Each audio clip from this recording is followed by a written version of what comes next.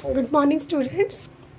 In business study class, we have completed our previous topic, chapter that is sources of finance, and today I am going to start our next chapter that is a small business. Small business, that from the name it is clear, the business that is not very large. How we can identify the business is large or small? There are different parameters on the basis of we just define there is a large scale business or a small scale business. So there are the various parameters are value of output, कि एक business की जो output produce कर उसकी क्या value है, volume of output,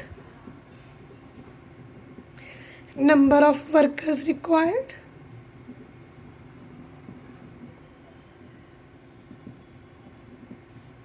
and capital invested. So these are the various output. Initially क्या होता था कि जिसकी वैल्यू, जिसकी आउटपुट या जो 50% यूज़ कर रहा है for production with power and 100 without using power, and just capital invested is not exceeding रुपये 5 lakh, that is considered as a small scale industries कि जिनकी कैपिटल जो इन्वेस्टेड है वो 5 लाख से ज़्यादा नहीं है और जिसमें 50 वर्कर्स ही इंगेज हैं विद पावर और विदाउट पावर कितने हैं 100 workers. That means in that case that is called a small scale industries. But now definition is totally changed. So according to MED Act, that is a micro, small, medium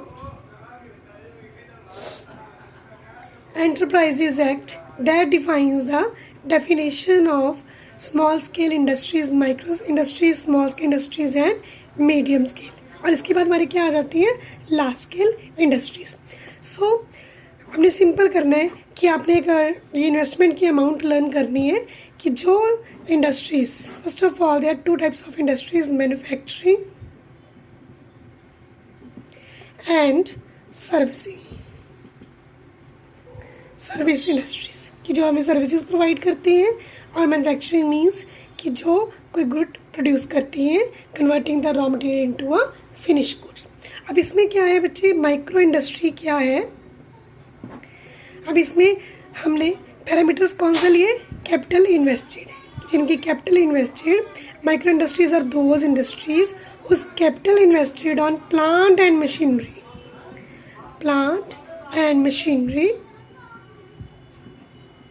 not exceeding रुपये 25 lakh.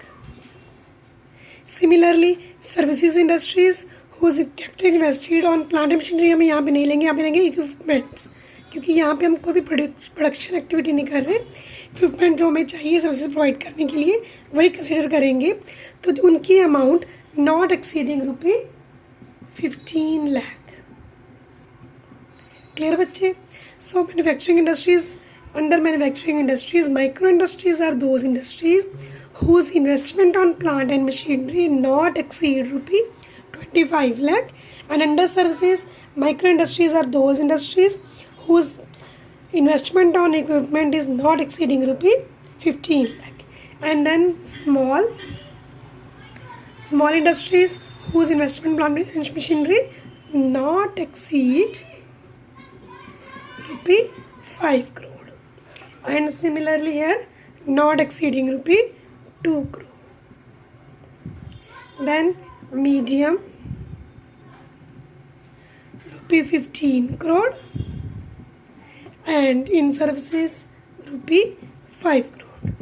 तो बेटा ये amount आपने learn करनी है. आपको definition भी आ सकती है कि define micro industries engaging in a manufacturing and defined micro industries engaging in services. तो ये सारी तीनों की तीनों अमाउंट आपको लर्न करनी, manufacturing as well as a services. Clear बच्चे. तो this is the definition of a small scale according to the MSMED Act, definitions of different industries on the basis of their capital invested. Clear बच्चे? Next is very important topic, role of small business. So role of small business, that is, as we know, small business as compared to large scale industries, it requires a less capital.